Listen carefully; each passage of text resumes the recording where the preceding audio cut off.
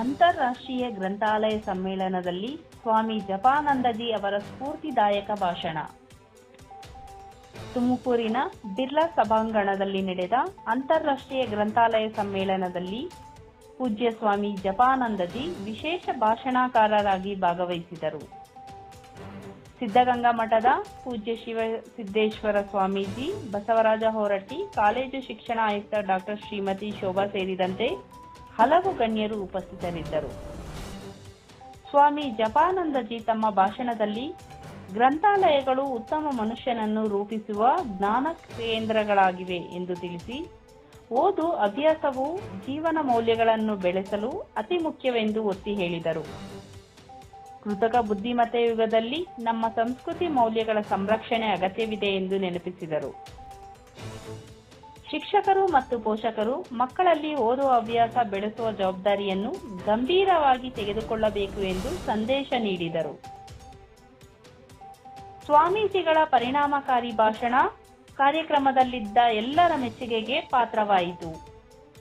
ಕಾರ್ಯಕ್ರಮದ ರೂವಾರಿ ಶ್ರೀ ಕಾಡದೇವರ ಮಠದ ಅವರು ಸೇವೆಯನ್ನು ಸ್ಮರಿಸಲಾಯಿತು. ಕಿರಿಯ ಸಿದ್ಧಗಂಗಾ ಪೂಜ್ಯರು ನಾಯಕತ್ವ ಹಾಗೂ ಅಧ್ಯಯನದ ಗುಣಗಳನ್ನು ಸಂಕ್ಷಿಪ್ತವಾಗಿ ವಿವರಿಸಿದರು.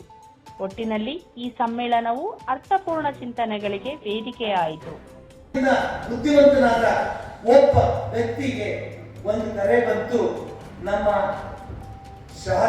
ಜಾಪನಿಗೆ ಒಂದು ಕಾಯಿಲೆ ಬಂದಿದೆ, ಯಾವ ಹಕೀಮರು ಔಷಧಿ ಕೊಟ್ಟರು ಸಹಾಯ ಆಗಲಿಲ್ಲ, ನೀ ಸಹಾಯ ಮಾಡ್ತೀಯಪ್ಪ ಅಂದಾಗ ಅವ್ನು ಹೇಳ್ತಾರೆ ಬರ್ತೀನಿ.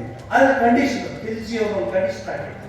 ಏನ್ ಗೊತ್ತಾ, ಔಷಧಿ ನೀವು ಕೊಟ್ಟರೆ ನಾನು ತಗೊಳಲ್ಲ, ಏನ್ ನಂಬಿಕೆ ಇಲ್ಲ ನನಗೆ, ಔಷಧಿ ನೀವು ಕೊಡಬಾರ್ದು, ನನ್ನ ಕಾಯಿಲೆ ವಾಸಿ ಆಗ್ಬೇಕು, ಯಾಕಂದ್ರೆ ಎಲ್ಲ ಹಕೀಮರು ನೋಡಾಯ್ತು ನಾನು. ಆಗ ಆ ಪಂಡಿತ ಹೇಳ್ತಾನೆ, ತಗೋಬೇಡ ಔಷಧಿ, ನಿನಗೆ ವಾಸಿ ಮಾಡೋ ಶಕ್ತಿ ನನಗಿದೆ ಅಂತ. ಆಶ್ಚರ್ಯವಾಗ್ಬಿಡುತ್ತೆ. ಅವನು ಬಂದಾಗ ಈ ಖಿಲ್ಜಿ ಓದೋ ಕುರಾನ್ ಪುಸ್ತಕವನ್ನ ನನಗೆ ಕೊಡುವಂತ ಅಂತ ಹೇಳ್ತಾರೆ. ನೀವು ಯಾಕೆ ಕುರಾನ್ ಪುಸ್ತಕ ಕೊಡುವಂತಾರೆ? ಕುರಾನ್ ಪುಸ್ತಕವನ್ನು ನೀವು ಇಟ್ಕೊಂಡ ಮೇಲೆ ವಾಪಸ್ ಖಿಲ್ಜಿ ಕೊಡ್ತಾನೆ, ಅವನ ದಿವಸ ಅದನ್ನು ಓದ್ಲಿ ಅಂತ ಹೇಳ್ತಾನೆ.